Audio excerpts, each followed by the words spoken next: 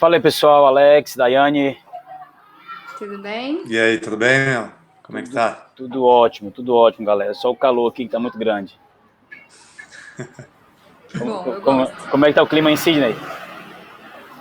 Deu uma esfriadinha, né? Tava até um calorzinho ontem, aí hoje de manhã também, mas umas 3, 4 horas da tarde começou a ventar e aí acabou mudando o tempo.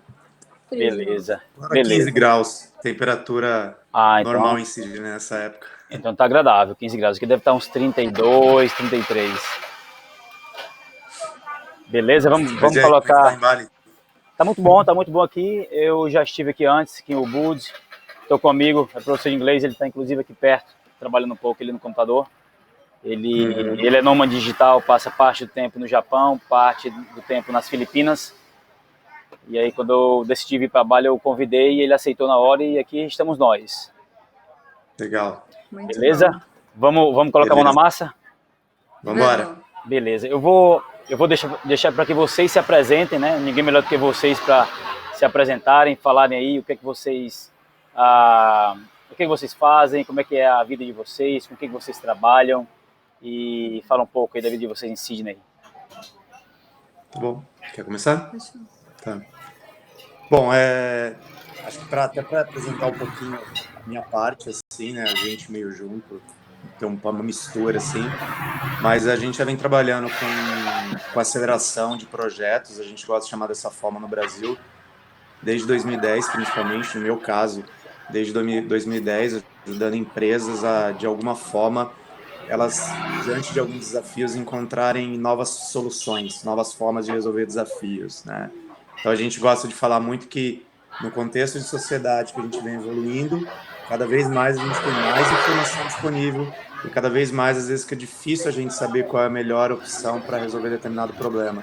Então, eu gosto de falar que o que eu venho fazendo é, de fato, ajudando pessoas e empresas a conseguirem encontrar diferentes caminhos para resolver novos problemas. Porque hoje que a gente vive também nova sociedade, novos problemas, e a gente precisa de novos caminhos, novas soluções para isso. Eu, particularmente, trabalho muito focado com design thinking. A Dai também, ela vai falar disso. Mas, assim, principalmente depois de 2014, quando eu comecei a ter um contato mais profundo com design thinking e também abordagem ágeis, né? A abordagem ágil, a gente pode falar de uma série dela, a gente pode falar de um monte de coisa, mas principalmente contexto ágil. Eu falo que mais importante do que qualquer ferramenta que você aprende, é importante isso aqui, né? O mindset que você adquire e como você traz ele para o seu dia a dia, de fato, para o seu contexto profissional, dentro de uma empresa. Se você é um empreendedor, como que você usa esse mindset, ou mesmo na sua vida, no pessoal, na sua família, né? Nós somos casados, então como é que a gente traz esse mindset para o nosso convívio também, né? Então, acho que é isso, assim, falando um pouquinho de mim. A gente já trabalhou com muitas empresas no Brasil, desde empresas globais até startups, empreendedores, pequenas e médias empresas. Então, assim, eu falo que a gente tem muita experiência de mão na massa, né? A gente conhece muito de teoria, mas a gente tem muita experiência de mão na massa, de fato. Bacana. Pode falar um pouquinho. Falando um pouquinho de mim, então, meu nome é Daiane, vim lá do interior de São Paulo, de Campinas, de onde também eu conheci o Alex, então a gente trabalhou junto, a gente veio de um contexto aí de inovação, né, trabalhando juntos. Trabalhei bastante com design thinking, acelerando projetos de grandes empresas, no caso multinacionais, né, que faziam a aceleração lá no nosso espaço, então a empresa que a gente trabalhou ficava ali em Campinas, no centro de Campinas. Enfim, e a gente trabalhava não só com design thinking, a gente trabalhava com algumas outras metodologias ágeis, bem focadas aí nesse mindset ágil, né? Então, basicamente, hoje a gente veio para Sydney até para buscar um pouquinho melhorar o nosso inglês, que não era tão bom na época, a gente fugia um pouquinho da galera aí que vinha de fora. Então, de acordo com esse desafio, a gente resolveu vir para Sydney, uma cidade que ainda assim é uma cidade grande, mas tem praia. Então, foi por isso que a gente decidiu vir para cá, para a gente conseguir conciliar também a nossa vida profissional com a nossa vida pessoal. Enfim, estamos amando aqui. comecei meu curso de empreendedorismo e inovação, então foi aí que eu te conheci, né? E acho que muitas coisas começaram a mudar dali para frente, né? Para eu também conseguir entender que aqui eu poderia, de alguma forma, recomeçar, né? Me colocar no mercado de trabalho de novo. E para isso, a gente está tentando acelerar o nosso inglês para voltar a trabalhar com isso, que é o que a gente ama, né? Fazer junto. Opa, do que é esse suco aí? Fazendo um pouquinho de inveja a vocês aí também. Nossa. Esse suco é do quê? Suco de limão. Suco de limão. Para refrescar um pouco, tá muito quente aqui. Mas, galera, obrigado aí pela apresentação, pela introdução de vocês. Eu vou contar uma rápida história para contextualizar aqui, dar um pouco de contexto para quem não está nos assistindo, sobre como a gente se conheceu, beleza? Uhum. E assim, interessante porque muitos brasileiros vêm para Sydney, eles vêm fazer cursos de inglês, né? Eles vêm para ter uma experiência fora do país, eles compram esse curso de inglês como um requisito obrigatório para o visto. Eles chegam aqui, começam a fazer esse curso, chega uma hora que eles cansam do curso ou o custo fica muito alto e eles têm que migrar para um VET, né? Que é um curso, digamos, mais técnico e uma forma mais barata de você prorrogar, de você estender o teu visto de estudante. E, em geral, as pessoas têm uma percepção ruim desses cursos VETs, né? Muita gente fala que são cursos apenas para o visto, que a qualidade dos cursos não são cursos bons, não são cursos que têm qualidade boa, enfim. E claro que a gente acaba pensando dessa forma também, porque a gente já teve algumas experiências, né, com esses cursos. No entanto, um belo dia, alguém me apresentou uma escola, falou que a escola era muito boa, que não tinha nem cara de VET, que é uma escola com cara de startup, que fica dentro de um hub de startups, que é o terceiro maior hub do planeta, e etc. Eu pensei, eu vou lá conhecer essa escola. Fui conhecer, fechei com eles, e aí no primeiro dia de aula que eu fui lá, eu conheci a Daiane, né? Eu lembro que o primeiro dia foi um dia muito bacana, porque o facilitador nos fez falar das nossas vidas, né, de uma forma mais vulnerável. Então, as pessoas começaram a falar dos seus medos, dos seus relacionamentos, das suas falhas, das suas angústias. Foi um exercício bem interessante, aquele nosso primeiro exercício. E foi aí que eu conheci a Daiane. Depois disso a gente ficou bem próximo, trocando ideia. Eu lembro que teve um dia que a gente ficou por horas conversando. O Jasper, que é o facilitador, também se juntou a nós. A gente ficou ali trocando ideia por horas. E ela começou a me falar do Alex, né? Eu não conhecia o Alex naquela altura. Depois nos encontramos e fico muito feliz que vocês tenham aceito o convite para fazer essa entrevista, para falar de Design Thinking, que é um negócio que, embora não seja tão novo, ainda é desconhecido por muita gente. Sim. Não é? E eu queria começar logo de cara pedindo para vocês emitirem a opinião de vocês com relação ao Design Thinking em Sydney ou na Austrália. O que é que vocês têm visto e como é que está se comparado ao mercado lá no Brasil? Bom, eu tenho participado de muitos meetups aqui na Austrália, né? Aqui em Sydney principalmente. Até quando a gente veio para a Austrália, é importante falar, a gente pensou em algumas outras cidades, né? Até regionais ou mesmo Melbourne, mas a gente acabou escolhendo Sydney porque é o polo de inovação aqui da Austrália, né? Tem algumas notícias rodando, inclusive, que Sydney tem interesse em ser uma das potências mundiais em inovação. Então, por isso que ela vem colocando muito dinheiro para ajudar a acelerar startups, né? A Lenway, que é o local que você comentou, a escola lá que vocês estão estudando, você e a Daiane, ela está dentro de um prédio que é um hub de startup e muito financiado pelo governo, né? Você consegue ter uma mesa lá e rodar sua startup lá a preço bem acessível. Por que eu estou dando essa introdução? Porque nesse cenário de ecossistema, com o governo principalmente apoiando, é claro que isso ajuda as pessoas a acelerarem cada vez mais o conhecimento. Elas precisam buscar para poder acelerar isso. E o Design Thinking é uma das coisas que vem cada vez mais ganhando força. Quando a gente compara com o Brasil, eu confesso que assim, eu fui a uns primeiros eventos, alguns meetups aqui, e eu vi que a discussão, muitas vezes, ela ainda estava num nível um pouco mais raso. Então, era uma discussão muito pautada ainda em como usar a ferramenta, muito tratando o processo do Design Thinking, né? Que o Design Thinking a gente tem 5 grandes etapas e a discussão sempre rodando em cima dessas etapas, uma visão muito processual, para mim, pelo menos. Eu acho que, assim, o ecossistema ele vai ter muito a evoluir quando as pessoas de fato começarem a entender design thinking como mindset e deixar de pensar tanto no processo. O processo ele é dado para ajudar as pessoas, né? Mas quando você começa a viver o design thinking em projetos reais, aplicando no dia a dia, saindo do contexto de teoria, você vê que aquilo ali, na verdade, são algumas diretrizes do que fazer em cada etapa, mas não necessariamente você vai seguir uma etapa atrás da outra. Às vezes, até para esclarecer, né? Você está em etapa de empatia, de repente você vai para uma etapa de ideação, definição e ideação, aí você começa a rodar um protótipo. No protótipo, de repente, ao invés de, sabe, começar a ir para um debriefing, para um processo de interação, você fala, não, eu descobri um negócio novo, eu vou voltar para empatia e vou começar a definir de novo e rever meu problema de novo. Mas isso, às vezes, eu falo que você começa a aplicar ganhando casca. Né? Ganhando casca no sentido de ganhando um pouco de experiência. Então, nos meetups, aí eu posso falar pelos meetups que eu tenho ido, eu não tenho visto tanta casca nas pessoas. A discussão ainda está um pouco superficial, mas eu não consigo falar tanto pelas reais pessoas que estão implementando isso nos projetos, porque eu não estou com elas, né? Então, eu não sei quais são as dificuldades e como elas estão lidando com isso nesse contexto. É uma percepção, acho que as pessoas têm muito interesse, né? Então, a Sydney quer ser realmente uma cidade reconhecida por inovação, então as pessoas estão procurando, elas estão estudando o Design Thinking.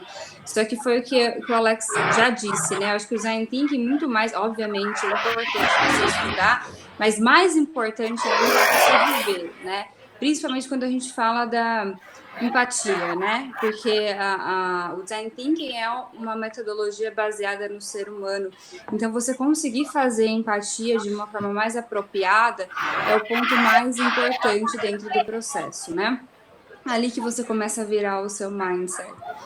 E o que a gente tem percebido, né, o que a gente viveu lá no Brasil, que também o Brasil não é tão avançado assim, mas acho que dentro do estado de São Paulo a gente está vendo um movimento muito grande, então o governo também está financiando startups, a gente tem alguns cases de sucesso, né, que era da onde a gente veio. Comparado com esse mercado Sydney, a gente percebe que o Sydney é um mercado mais morno, porque não tem tanta competitividade como a gente tinha lá no Brasil.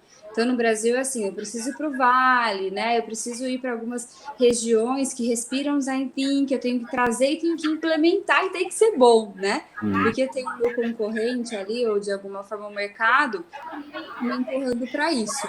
Já olhando um pouquinho para a Sydney, a gente percebe um mercado menos competitivo, né? Então, as coisas elas acabam andando um pouquinho mais devagar. É uma coisa que a gente está sentindo aqui, obviamente vendo um pouquinho de longe, né? Então, a gente nunca teve grande contato com a empresa, mas esses eventos que a gente vai, com as pessoas que a gente conversa aqui sobre isso, a gente tem percebido um mercado um pouco mais humano nesse sentido. Quero ser, mas eu vou estudar primeiro e aí, quando eu estiver uma terra um pouco mais firme, eu começo a aplicar.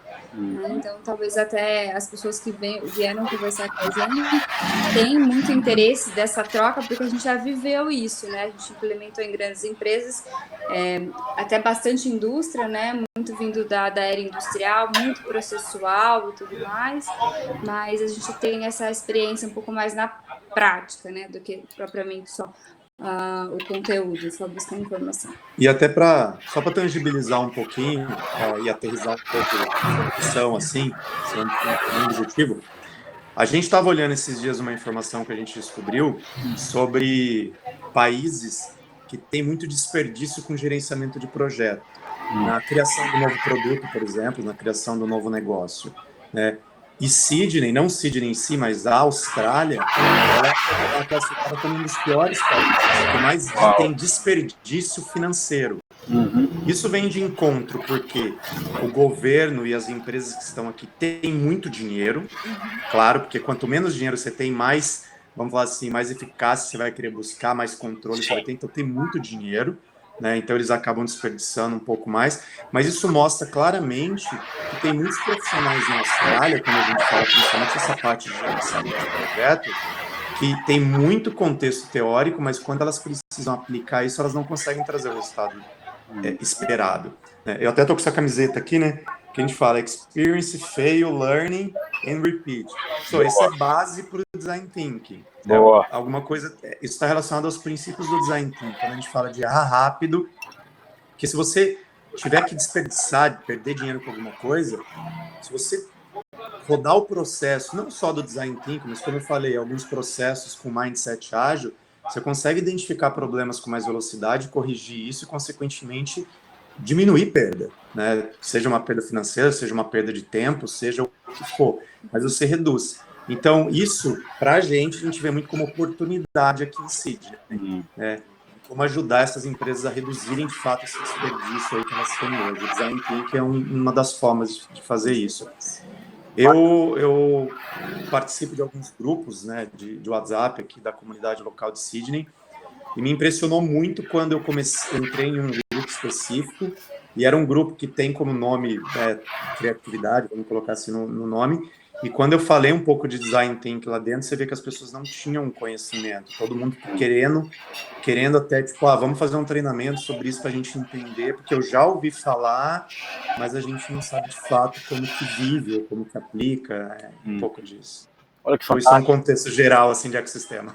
Bacana, bacana. Essa seria, na verdade, a minha próxima pergunta. Eu já ia perguntar como é que se vocês viam isso como uma oportunidade para profissionais, inclusive profissionais brasileiros, né, virem para Sydney e ocupar esse mercado que, de repente, não está sendo ocupado, ou pelo menos está sendo subutilizado pelos profissionais, principalmente nessa área de tecnologia, né, educação e etc. E aí você acabou já respondendo antes da minha pergunta, você adivinhou meu pensamento. Então eu queria perguntar para vocês, pessoal, vocês sabem que eu sou fascinado por design thinking, foi isso meio que me fez aproximar da Daiane. Quando ela começou a falar, eu falei que, pô, que bacana, porque eu tive o primeiro contato com o design thinking em 2016, num curso de growth hacking que eu fiz lá em Fortaleza, com um cara chamado Léo Lacerda, que é, por sinal, alguém que eu vou entrevistar aqui nos próximos dias. Também vai estar sendo entrevistado essa semana. E aquela altura foi só uma pincelada rápida sobre design thinking. Eu lembro que eu comecei a ler alguma coisa. Tem um autor famoso que é o Tim Brown, que fala sobre design thinking. Eu também li alguma coisa sobre ele, mas depois ficou morno, depois esfriou. Eu não toquei mais no assunto. Outro dia, buscando material no meu computador, encontrei um PDF de design thinking para educadores. Acho que até comentei com a Daiane. Eu sou fascinado por essa metodologia, por esse campo. Eu sei muito pouco sobre isso, mas sou muito curioso para aprender mais. E eu queria perguntar para vocês, como é que vocês explicariam a aplicação do design thinking no segmento da educação? Como é que a gente poderia melhorar a educação através de uma mentalidade mais voltada para o ser humano, através da utilização de metodologias do design thinking? Eu começaria assim, a Daiane colocou que o design tem que no ser humano, premissa básica, human-centered design, então tudo que a gente vai projetar é para o ser humano. Se a gente pensar num contexto de educação, a primeira coisa seria entender o que o nosso aluno precisa hoje, né? O que de fato estimula, o que motiva o nosso aluno, como ele gosta de aprender. Eu lembro que no Brasil a gente tinha alguns amigos que tinham uma startup que era focada para o ensino. E o foco deles era entender o modelo de aprendizado de cada aluno. Porque existem diferentes formas de aprendizado. Tem aquele aluno que aprende lendo, tem aquele aluno que aprende assistindo uma palestra, tem aquele aluno que aprende colocando a mão na massa. Então, são diferentes atividades. Então, como o design thinking é human-centered design, eu colocaria assim, a primeira coisa seriam as escolas, as instituições, os professores entenderem de fato como os alunos dele aprendem. E aí depois começar a fazer um trabalho diferente. Outros princípios do design thinking, colaboração. Ele é extremamente colaborativo. Como que a gente pode criar um ambiente em sala de aula que ele seja colaborativo de fato? Onde você deixa de ter um professor ou alguém simplesmente transmitindo um conteúdo, você mesmo, esses dias a gente conversou, você falou, né? Como que a gente deixa só de transmitir e passa a construir um conteúdo junto, né? Então, isso era muito importante no contexto de educação. Outra coisa que é muito forte no design thinking, principalmente no mindset design, é fail fast. Então, como é que o aluno também pode errar, pode se permitir não saber alguma coisa e aprender com aquilo e seguir em frente sem ter medo, né? Sem ter uma educação que só diz o que é certo e nem sempre trata o erro como algo positivo para você evoluir de fato, até com mais velocidade muitas vezes, né? Então são alguns princípios que eu acredito que eles precisam ser trazidos para dentro da educação. E acredito que é muito forte um princípio que eu gosto particularmente, que é o otimismo. Eu falo que o design, quando você entra para construir um projeto rodando a mentalidade de design thinking, ele é extremamente otimista o tempo todo, porque a gente sempre tenta mirar, sabe aquela coisa de moonshot, mirar a lua, mirar o alto. Sim. Então, assim, ele é otimista, ele parte do princípio que quando eu conversar e eu entender as reais necessidades, eu vou encontrar a solução para as pessoas, seja, ela pode ser a mais difícil, pode ser a mais disruptiva, pode ser a mais simples, mas eu vou entrar. Então, ele é otimista sempre, o processo. Então, se você pegar esses princípios e trazer para dentro da aula, os professores conseguindo usar isso, eu acho que a gente consegue ser extremamente assertivo no campo da educação. E tem muitos estudos, né, muitos trabalhos sendo feitos pela própria IDEAL, pela D-School principalmente, né, que a gente tem o David Kelly lá, que foi o fundador, vamos colocar assim, do Design Thinking. Ele tem muitos trabalhos de como implementar o Design Thinking na educação, no contexto de você usar os professores aplicarem Design Thinking, de conversar com o aluno, tratar a informação do perfil do aluno, fazer um processo de ideação e criar novos formatos de educar os alunos em sala de aula. Eles usam o Design Thinking para isso. Tá, para criar planejamento do ano seguinte, para criar novos temas de educação. Então, você cria algumas aulas que vão além daquela grade curricular que o governo determina. O design ajuda você a criar outras grades que são complementares, às vezes até opcionais, mas que ajudam nesse contexto também de potencializar a criatividade do aluno e coisas que a gente sabe que vai agregar para o futuro dele, principalmente se a gente fala numa educação infantil, como você prepara eles para o futuro. Eu acho que é um ponto super interessante, né, quando a gente fala de educação, porque a educação está aí desde sempre, né? Só que a gente não tem muita mudança. Então, se a gente pensar lá na sala de aula do nosso avô e a que a gente frequentou, ela é muito parecida. E a que a gente vê hoje em dia, ela é muito parecida. Só que qual que é a diferença? A diferença é que a gente veio de uma era, né, lá da agricultura e hoje a gente está numa era de sabedoria, que é além da era do conhecimento, né? Então, a gente está passando pela era que a gente tem muita informação disponível e está indo para a era das pessoas que precisam gerenciar essa informação. Então, saber o que é fake news, o que realmente é relevante. Então, assim, como os educadores podem ajudar as pessoas de fato a fazerem isso, né? Tá pensando um pouquinho no futuro. E aí, a gente vem com a questão da criatividade. Então, profissionais criativos conseguem, de alguma forma, entregar algo que seja relevante para as pessoas. Então, no caso, a gente está falando de professores e alunos. Como os professores conseguem entregar coisas mais relevantes para os alunos. E o Design Thinking é um processo, basicamente, porque a nossa mente ela vai conseguir entender as coisas através de um processo, né? Então, para que eu consiga entender, ela foi colocada, o Design Thinking foi colocado em processo, 5 etapas. E esse processo é um processo que ajuda toda e qualquer pessoa a ser criativa. Então, a gente acaba com aquela crença de, eu não sou criativo, né? Qualquer pessoa pode ser criativo. Né? A gente acredita que esse profissional do futuro, esse educador que trabalhe com design thinking, ele vai conseguir ser relevante, vai entregar valor para esse aluno, né?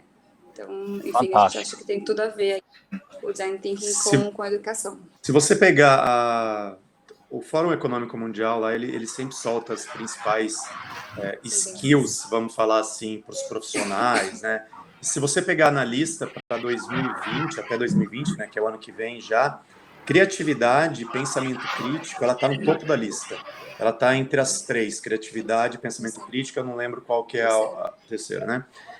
A ordem, mas isso mostra como as pessoas vão ter que, de alguma forma, ser criativas, porque a gente está num contexto, é um exemplo bobo, mas eu sempre gosto de falar assim, pensa em alguma coisa nova, tenta criar alguma coisa nova na tua cabeça, joga no Google, você vai achar 10 coisas iguais, então assim, você criar o único hoje é muito difícil, né? Então esse pensamento crítico alinhado à criatividade, ele vai ser muito forte para todo mundo, não só para novos profissionais, mas para antigos profissionais que precisem se atualizar também nesse contexto. Bacana, bacana. Eu acho isso muito, muito legal, isso que vocês falaram da utilização de uma abordagem mais voltada para o ser humano e, a partir disso, entender as necessidades do aluno para só então entregar aquele valor para ele. E por que eu acho isso interessante? Porque isso vai de encontro exatamente a uma das maiores críticas que as escolas de idioma recebem, né, desde sempre, que é exatamente o fato deles massificarem o ensino, né? Focarem apenas nos números, né, na bottom line deles, ou seja, na lucratividade, e aí padronizarem o ensino. E quando você traz uma metodologia, um mindset mais voltado para o design thinking na educação, você está se preocupando mais com aquele ser humano. E aí você acaba superando, você acaba enfrentando esse desafio que é as escolas serem rotuladas de ensino massificado, né? E aí entra também uma questão de serem empresas com propósito. Acho que quando a empresa procura entender o ser humano para entregar valor, em detrimento até, muitas vezes, da sua lucratividade, isso sim é que é uma empresa com propósito. Eles estão colocando outras coisas à frente do retorno financeiro. Não é que o retorno financeiro não seja importante, mas ele não precisa ser necessariamente a primeira coisa, né? Bacana. A gente costuma falar que o retorno financeiro é o resultado do trabalho que você entrega. Então, consequentemente, quando você entrega um trabalho que se conecta com o outro, com o seu consumidor, você vai ter resultado financeiro. É só uma consequência, né? Agora, se você mirar só no seu resultado financeiro, você não consegue permanecer, na verdade, você não consegue ter esse tipo de conexão por muito tempo. Então, a gente fala, né, o quanto é duradouro. Eu consigo ser hoje uma empresa lucrativa, mas eu vou conseguir ser amanhã também uma empresa lucrativa. Se você não tem esse tipo de conectividade, se você não entrega valor para o seu usuário, não, a resposta é não. Não tem sustentabilidade. Bom ponto, um excelente ponto que você tocou aí, Daiane. Deixa eu fazer uma pergunta para vocês, galera. Fiquei sabendo que vocês estiveram lá na Singularity, lá no Vale do Silício. Conta pra gente um pouquinho como é que foi essa ida lá ao Vale do Silício. Então, a gente foi para lá em 2017, né? A gente participou do Summit da Singularity, é um summit mundial que eles têm em São Francisco. É um evento que dura aproximadamente 3 dias, né? Cara, como é que eu vou falar assim? É transformador, né? Porque é um evento que você vai e consegue ouvir as principais tendências do mundo, o que está acontecendo. Então, eles buscam trazer a Singularity University, ela é muito focada, vamos colocar assim, dentro dos desafios globais. Então, ela responde a todos os desafios globais, né, que existem. Eu não vou conseguir falar de todos aqui, porque são quase 20, né? Então, a gente tem vários lá. Mas, assim, ela sempre foca em como você consegue trabalhar tecnologia alinhado a empresas, principalmente que precisam trazer grandes impactos para resolver reais problemas. Então, fome, problema de educação, saúde. Então, reais problemas que, quando você consegue resolver, você consegue impactar bilhões de pessoas, né, ao mesmo tempo. E lá foi incrível, porque a gente conseguiu entender todos os diferentes temas, mas principalmente como a tecnologia está ajudando a resolver esses problemas. Então, na época, né, todo ano eles acabam mudando um pouco o contexto, mas na época tinha muito a questão de que antigamente você precisava de milhões de pessoas trabalhando em um propósito para conseguir causar um grande impacto. Hoje, às vezes, você tem 1, 2 pessoas juntas que, com o apoio da tecnologia, por exemplo, você consegue causar um impacto, inclusive, que pode ser global, né? Você não tem mais essa barreira geográfica. A tecnologia, ela apoia muito isso. Isso é o que a gente acredita muito. Então, quando a gente fala de conhecimento, né, a gente gosta muito de tratar a tecnologia como uma ferramenta crítica para isso, porque a gente estava no Brasil ajudando as empresas fazendo trabalhos presenciais. Hoje a gente está aqui em Sydney conseguindo ajudar empresas que também estão em outro país. Qual é o problema? Por que não? Porque a tecnologia permite isso, né? Acho que esse é um ponto muito forte. Mas assim, o evento, cara, é um evento glamouroso. A gente teve uma honra de estar lá, porque a maioria, o público é público executivo, de alto executivo mesmo, CEO, VP de grandes empresas internacionais, porque a Singularity também acredita que esse público, eles conseguem causar um impacto maior. É natural, se você pega uma empresa que é global e o CEO dessa empresa consegue focar em investimento, provavelmente quando ela criar uma nova solução, por ela ser uma empresa global, ela vai trazer um impacto maior na sociedade, mas global também. E aí são M temas, né? Que temas foram tratados. Eu acho que é bem bacana também, porque eles têm uma sessão de pitch, né, de startup, então são startups do mundo todo que tem o espaço de se apresentarem, principalmente porque, como o Alex falou lá, a participação de muitas empresas, então as empresas estão atentas, né, a esse tipo de novos negócios e novas ideias, a fim de colocar dinheiro junto. Então a gente viu muita ideia muito legal, né? Tinha pessoas de, sei lá, 16 anos, 17 anos, super novinho, com uma puta ideia bacana, que assim, de realmente mudar o mundo, de pessoas que vieram, sei lá, até do Brasil, né? Muita gente do Brasil, querendo resolver problemas do outro lado do mundo, querendo resolver problemas, por exemplo, na África, né? Então, como eu consigo reciclar água, enfim, como que eu consigo ajudar na plantação, agricultura, e muita coisa está sendo realizada, né? Porque acho que também é um tipo de geração que não tem medo de errar, então vai embora, vai pôr a mão na bolsa, vai fazendo e o negócio vai dar certo. Então, eles não param no primeiro desafio que acontece, tem medo do erro. Eles vão embora. Eu acho que foi uma coisa bem legal que a gente viu lá na Singularity, foi esse speed. A gente teve section, né, algumas sessões que a gente teve a oportunidade de assistir lá, eu acho que foi bem bacana. Depois disso, a gente tinha algumas salinhas separadas, falando um pouquinho de tecnologia. Para a gente era importante, porque o Design Thinking, ele permite, ele fala assim, ó, toda e qualquer coisa que você imaginar, sai da sua cabeça, coloca num post-it e deixa visível. Nada, exatamente nada é impossível, tá? Não tenha medo das pessoas chegarem e falarem, nossa, da lâmpada mágica, da varinha de condão. Não, isso é possível. Porque hoje a gente tem tecnologia disponível para isso. Então, por isso que a gente quis ir para lá para entender um pouquinho melhor sobre essas tecnologias e falar até com um pouco mais de propriedade sobre elas dentro do processo de design thinking, né? Porque quando a gente leva o design thinking para uma grande empresa, principalmente para indústrias, e que a gente vê as pessoas falando, não, eu não posso dar esse tipo de ideia, isso não vai acontecer, isso é impossível. Cara, vai acontecer. Hoje a gente já tem tecnologia para isso e a gente está caminhando cada vez mais para ter tecnologia suficiente para transformar toda e qualquer ideia em produto ou em serviço, né? Então, acho que foi um ponto bem legal. Fora que a gente teve a oportunidade, já estando lá na Singularity, né, em São Francisco, a gente teve a oportunidade de ir para o Vale, então a gente com um engenheiro do Google, ele está lá há 10 anos, brasileiro também, veio de Campinas, e recebeu a gente com super carinho. Então, ele levou a gente para conhecer o Google, para a gente conhecer um pouquinho sobre o mindset dessa empresa, nessa big empresa. A gente conheceu um pouquinho mais sobre isso, trocou um pouco de ideia com ele, fomos para um barzinho lá de Palo Alto, uma região super pequenininha, uma delícia, mas conhecemos um pouquinho aí do dia a dia dele, como que funciona o mindset das pessoas de lá. Então, acho que isso foi super enriquecedor pra gente, né? Acho que foi um ponto, assim, que a gente falou, nossa, agora a gente fechou com chave de ouro. Além de toda a informação que a gente absorveu, a gente conseguiu absorver um pouquinho da cultura local, né? Porque o cara tá lá há 10 anos já, então, assim, ele falou, cara, eu nem desculpa, mas eu nem me lembro mais como morar no Brasil. Então, todo mundo que vai pro Vale recebe, todo brasileiro, ele recebe super bem. Ele fala, eu preciso de alguma forma devolver isso pro Brasil.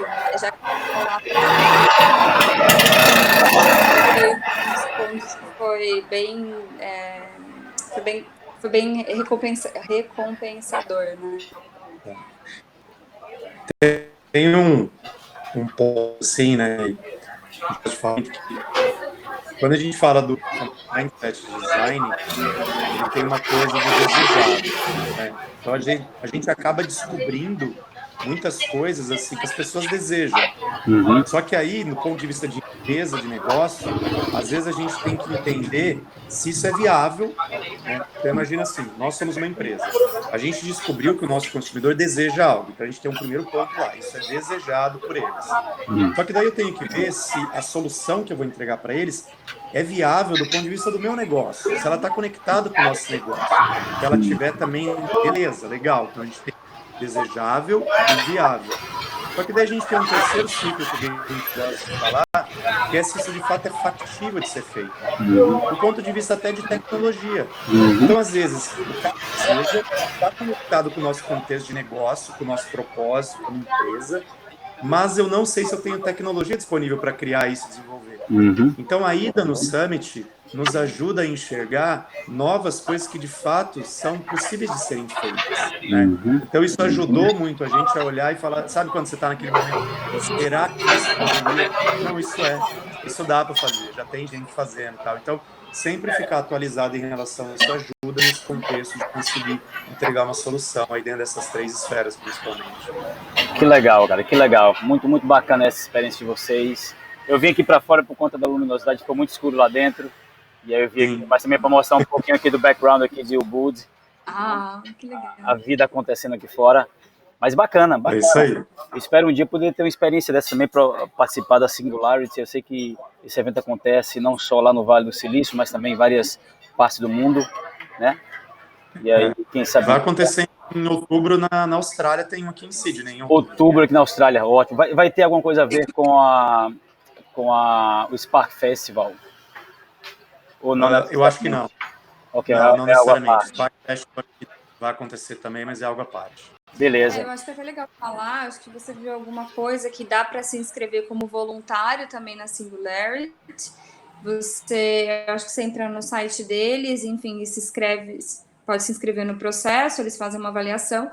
E dentro do período que você está lá ajudando eles também dão alguns momentos free, né, para que você consiga assistir as palestras, enfim, para que você consiga aproveitar também do evento. Então, acho que assim, é um evento caro e é talvez uma oportunidade para quem queira emergir um pouquinho aí e que seja em Sydney, né? Eles falam que você vai poder trabalhar, que eles vão te direcionar no máximo, acho que 4 horas de trabalho por dia. Sim. E o restante do tempo você pode aproveitar, fantástico, hein? Né, participando dos speakers e tal. Então, assim, fica a dica aí para quem estiver vendo, que estiver por Sydney e quiser, às vezes se inscreve como voluntário, se for chamado.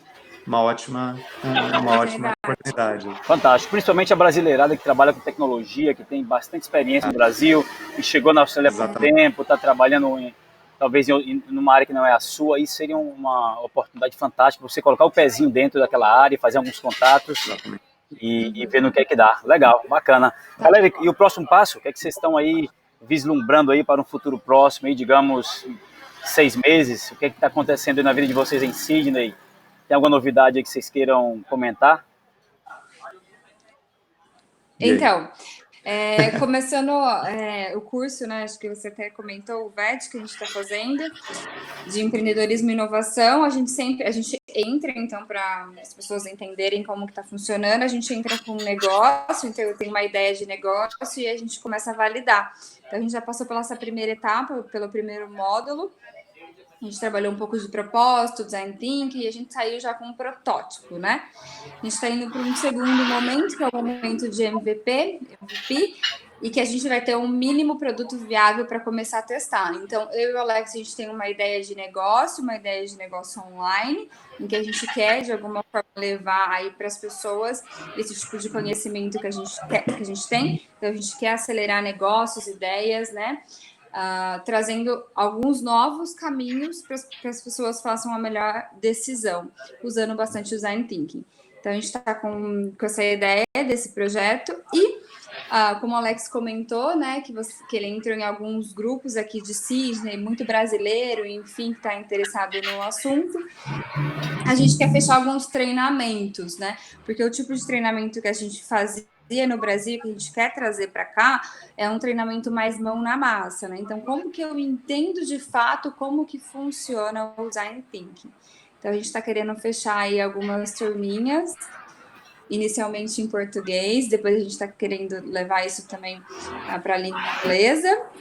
Aproveitando o Sávio, né, que está dando um apoio aí para a gente tem certeza que aí no final de tudo a gente vai fazer isso em inglês também, conseguir um pouco mais de confiança.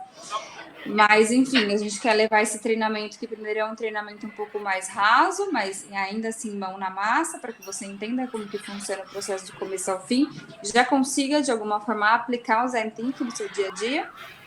E a gente tem um segundo produto, que é um segundo formato, que é um treinamento mais em profundidade, né? Que a gente precisa de disponibilidade das pessoas, seriam 2 dias o dia todo. Ele é um pouco mais imersivo, tá um pouco mais cansativo, mas, enfim, ele vale muito a pena para quem está super interessado aí no assunto Design Thinking, né? Vou falar alguma coisa nesse sentido? Não, e assim, você fala... Quando a gente fala de ecossistema, né, até uma das primeiras perguntas que você trouxe aí no ecossistema de Sydney e tal, eu lembro que quando a gente estava lá em Campinas, trabalhando focado nisso, a gente, por vários momentos, a gente se questionava, né, a gente como empresa lá, como todo mundo e tal, pô, será que Campinas é o ecossistema tal, ideal, não sei o quê? E grande parte do tempo lá, a gente percebeu que a gente precisava ajudar a construir o ecossistema também. Nós somos responsáveis pelo ecossistema também. Né? O ecossistema ele é formado por pessoas. Então, dos reais anseios que a gente tem é, sim, começar a oferecer esses treinamentos. Né? Nem temos intuito financeiro, mas é um intuito autêntico nosso de ajudar as pessoas a terem conhecimento sobre isso. Porque quanto mais pessoas, de fato, souberem, né, e conseguirem colocar o mindset, principalmente o mindset de design na cabeça, o mindset ágil no dia a dia, na vida, isso ajuda o ecossistema. E eu acredito que ajudando o ecossistema também a acelerar, isso acaba, sabe, respingando em todo mundo.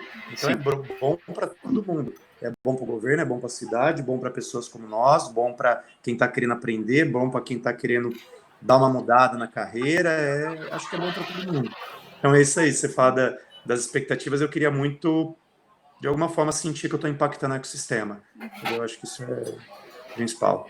Bacana. É tudo muito conectado com o nosso propósito, né? Acho que se você faz uma coisa que é conectada com o seu propósito, você pode fazer toda e qualquer coisa, né? Pensando um pouco no círculo de essência, se você se conecta com o seu porquê, o seu produto pode ser qualquer coisa, né? E é isso que eu acho que a gente traz. Eu e o Alex, a gente é muito conectado em ajudar o ser humano, entender o ser humano, né? Então a gente está buscando até algumas outras coisas complementares a isso, para, enfim, trazer melhores caminhos, né? Dar a oportunidade das pessoas entenderem quais são outros caminhos que elas podem seguir. E é isso que a gente quer impactar as pessoas, porque impactando as pessoas, a gente está trazendo um resultado também positivo aí pra gente. A gente fica com o coração leve, fica bacana, independente do retorno financeiro. Foi o que eu falei para você. O retorno financeiro é uma consequência, né? Lá, obviamente, a gente precisa capitalista, mas a gente entende que tudo isso vai ser um resultado do que a gente pode oferecer, né? Bem depois. Perfeito. Eu não tenho a menor dúvida que vocês vão impactar muita gente ainda, não só a nível de Austrália e Brasil, mas a nível de mundo. Mas eu estou muito curioso e muito... é curioso mesmo a palavra, para saber o barulho aí que vocês vão causar em Sydney, quando vocês começarem de forma mais ativa a se engajarem com as pessoas. Coisas que vocês já estão fazendo hoje, mas quando estiverem fazendo de forma mais full time, digamos assim, dando treinamentos, se engajando com CEOs de empresas, startups, diferentes ecossistemas aí em Sydney.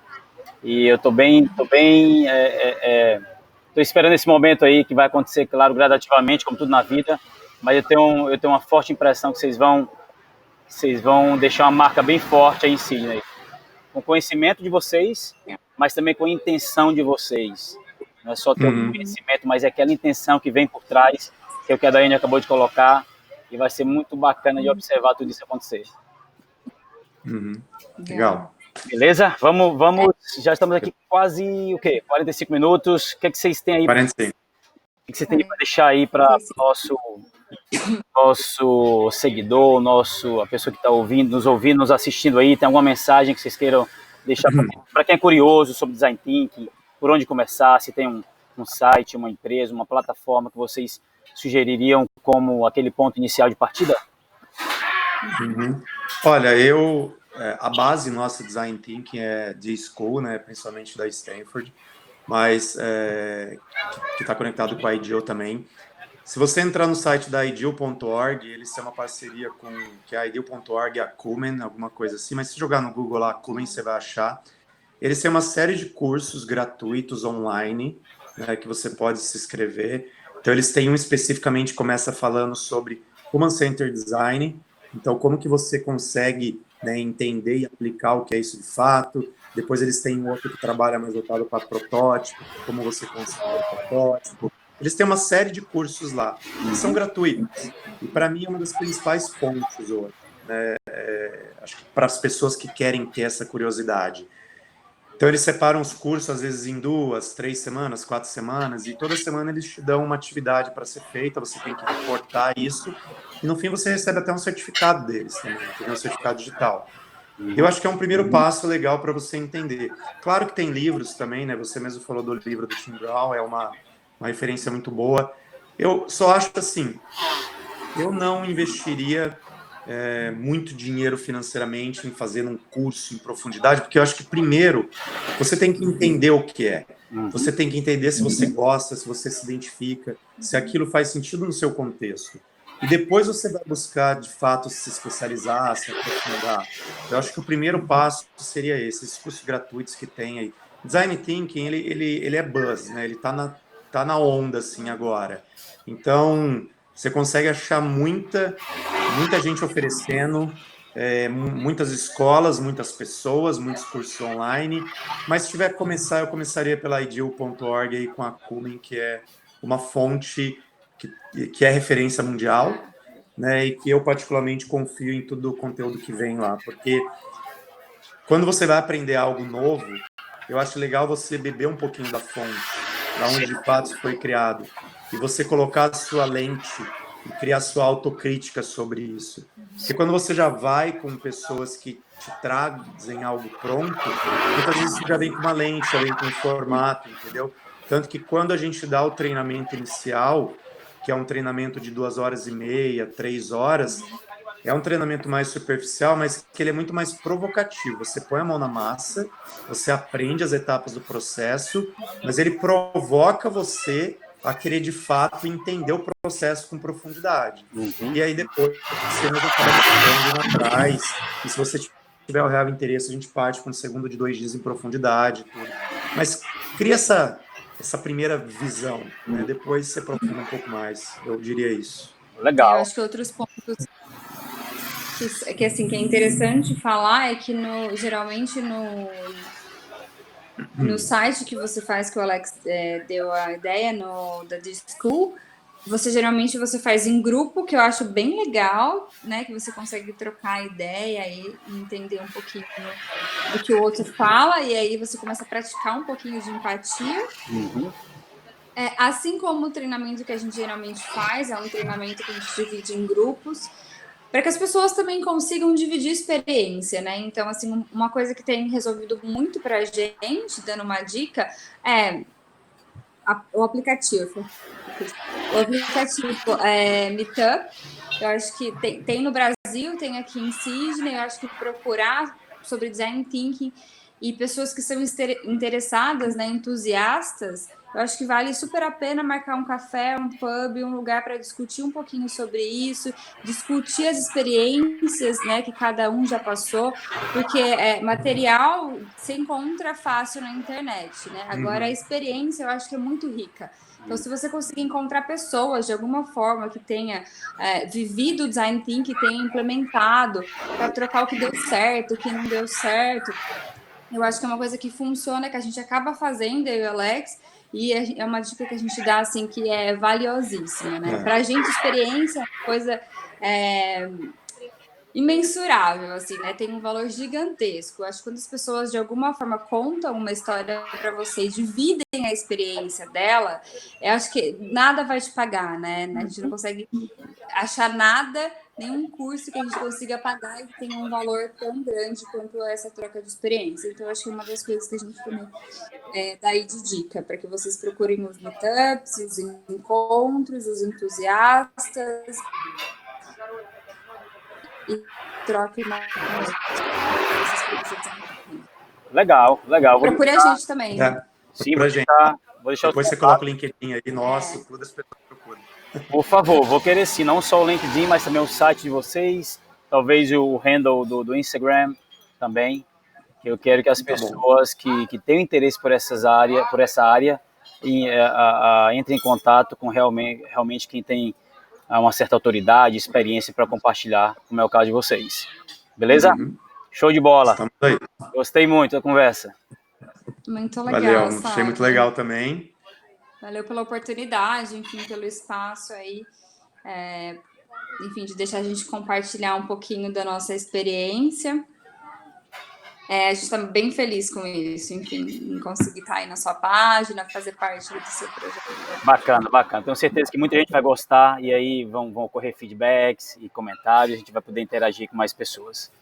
Beleza? Mas de verdade, obrigado mesmo pela disponibilidade de tempo, pela atenção e por ter essa mentalidade também, galera, de democratizar o conhecimento, né? Sim. De falar abertamente daquilo que conhece, daquilo que tem experiência para ajudar outras pessoas. Show de bola, fantástico, vocês estão de parabéns.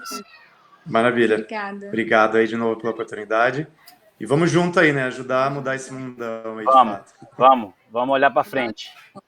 Vamos olhar para frente, tem muita coisa boa no horizonte. Né? Vamos deixar de prever um pouco o que acontece e vamos ajudar a moldar e construir esse futuro de fato, Exatamente. Né? Exatamente. Quando eu voltar de viagem, na segunda-feira, eu estou com vocês lá. Um abraço. Beleza? Valeu, pessoal. Aproveite a viagem aí. Forte abraço.